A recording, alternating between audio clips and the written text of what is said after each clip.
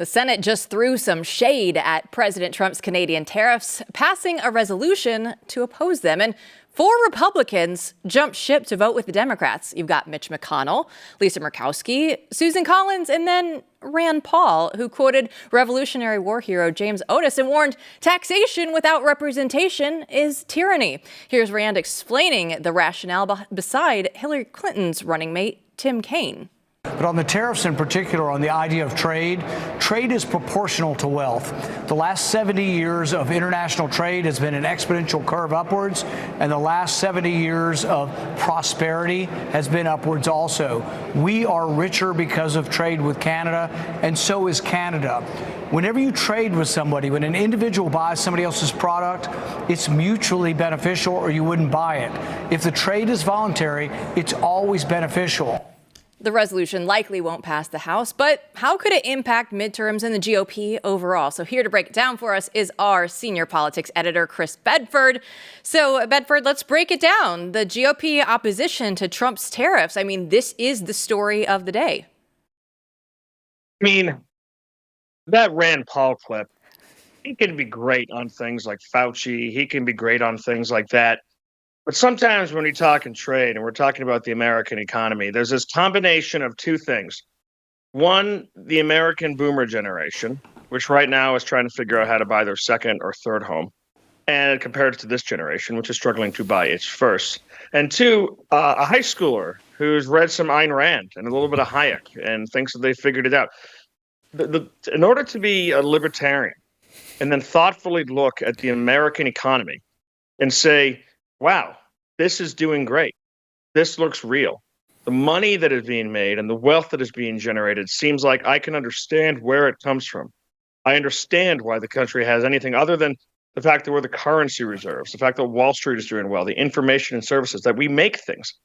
But anyone can go through COVID and say, wow, we don't need to reshore anything. It's not a serious problem that our medicine comes from an enemy country. It's not a serious problem that our microchips come from a small island off the coast of China that they regard as their absolute manifest destiny to conquer, and our population doesn't even know the name of. These are serious issues. It's a serious problem. And these tariffs, it's not everything I'm going to get behind, of course. It seems like it was a little half-baked for a global trade war in some aspects of it. But it's an important step toward an actual realignment of the American economy. Then, of course, you have to look at these Republicans and where they're coming from. Rand Paul is a libertarian, so he's always going to be the most annoying kid in your high school class. It is his lot in life. It'll be his lot in life for the rest of his life. Then you've got Mitch McConnell. Mitch McConnell's a globalist. He doesn't want the global order upset in any way, and he doesn't like the president.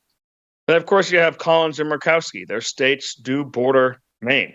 They're Canada, excuse me. Their states are going to have a lot of commerce going over it. It's going to be part of their economy, especially in Alaska, which is essentially locked off from the rest of the country, the contiguous United States. They're going to want to be, and they also don't really care what Donald Trump thinks. So it's those 4 are just going to routinely be problems for the president and people who need to be worked with. Collins is in a difficult spot. She's in a Kamala +7 state. Kamala Harris. I'm not talking about Barack Obama. Kamala Harris +7.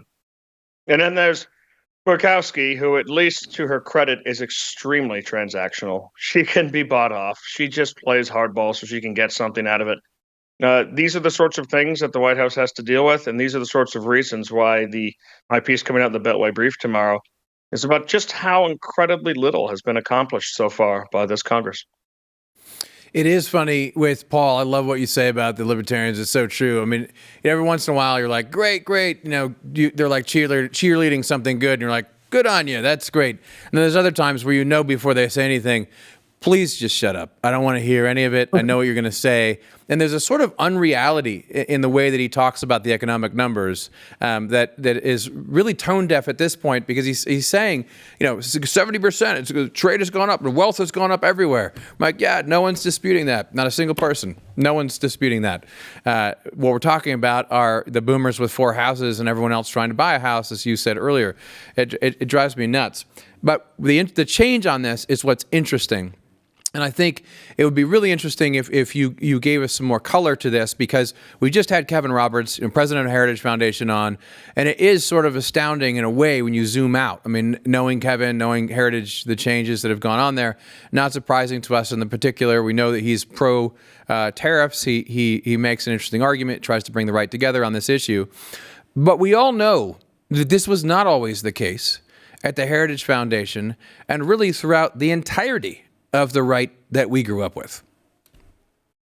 I mean, you're exactly right. Ed Follner, whose kind of ascendancy to found the Heritage Foundation and then to become a leader in the Heritage Foundation and the leader in conservative thought, his time at the top there really coincides perfectly with the worst years of republicanism that are around, except for Ronald Reagan. The 90s to 2000s, the free trade agreements, NAFTA, everyone's going to get richer. Don't worry about it. All we need to do is claim that Hong Kong is the freest place in the entire planet to do business. Completely ridiculous idea. The Heritage would rank them all the time. But there's this one story that Ed Follner, I know this is true. I wasn't in the office because he tells this story. One of the big early Heritage donors was a furniture manufacturer and seller in the Carolinas. Now, if you're lucky enough to be able to get some of your furniture from your parents, have that passed down to you, you'll notice that a lot of it, one, is way heavier than anything that you have. It's actually real furniture made with real wood. And by and large, it's made in the Carolinas. It had a booming industry that got completely wiped out by decisions that were made in Washington. So he had a big donor who came in and said, "What the heck is this? You're killing me. You're wiping out my jobs. You're wiping out the forestry. You're wiping out the manufacturing. You're wiping out American-made furniture. I don't want to deal with this. I give you a lot of money. Heritage Foundation needs to do something about this."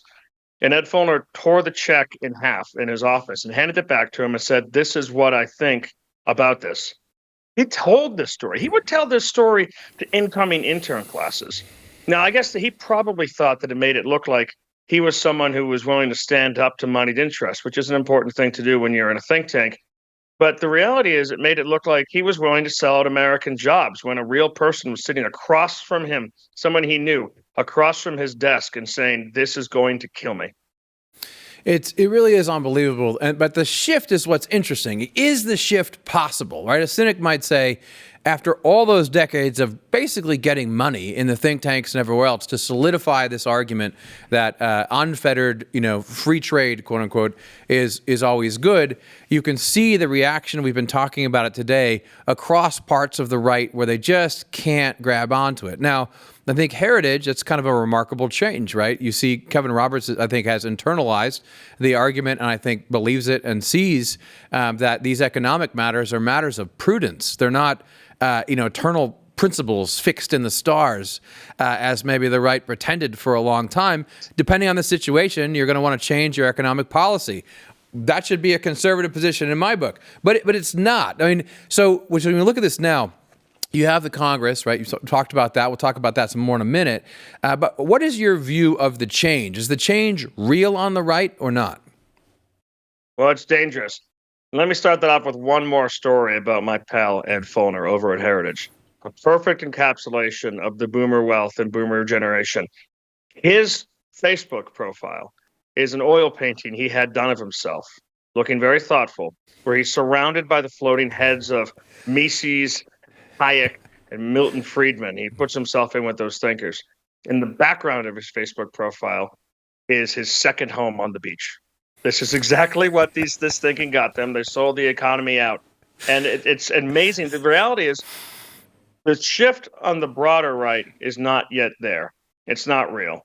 The Republicans will go right back to what they're doing the first chance they get, because this is going to be difficult. This is going to be painful. Fortunately, for people who know that we need to go through this, we need to actually have a middle class that is vibrant and growing.